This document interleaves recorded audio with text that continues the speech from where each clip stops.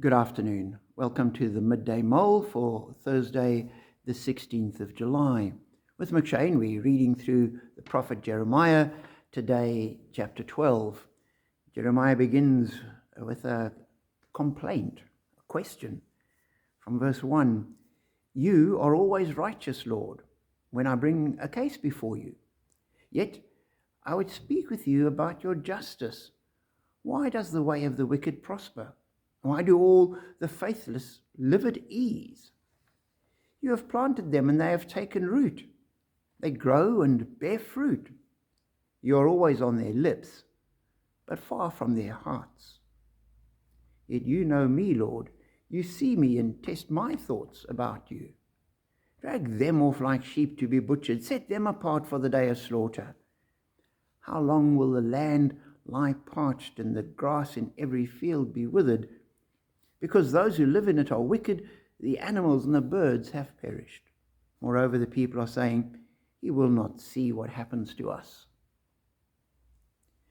A question and complaint by Jeremiah focused on his time, but I think opposite through the ages.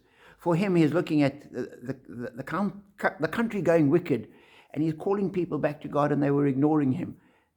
There were people living at ease, thinking everything was could ignore God, they could worship idols, and they didn't bother about it at all. And Jeremiah saying, Lord, what's going on here? Why is this? And I think that's a question that many of us can ask as well. We look at the world around us and we say, Lord, why?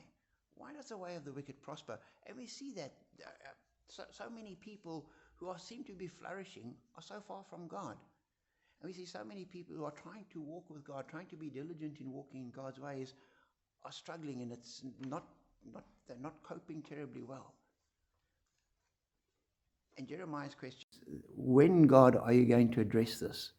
When are you going to change it? And we know that God did, that the judgment eventually came on the people of Israel, and eventually God brought back a remnant, and the situation was addressed. We know that ultimately it was addressed in Christ, and God continues to be present in the world.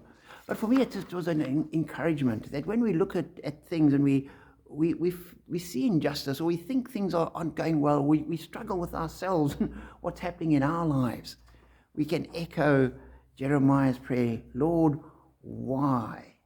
Why does this happen? Why is that going on? He doesn't get a direct answer in this, and sometimes we don't either.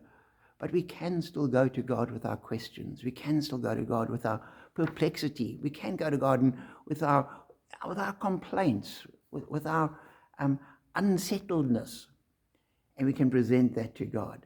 So be encouraged to engage with God and be honest and take it all to God as necessary. He is there. He does hear. He ultimately does answer, and we are blessed.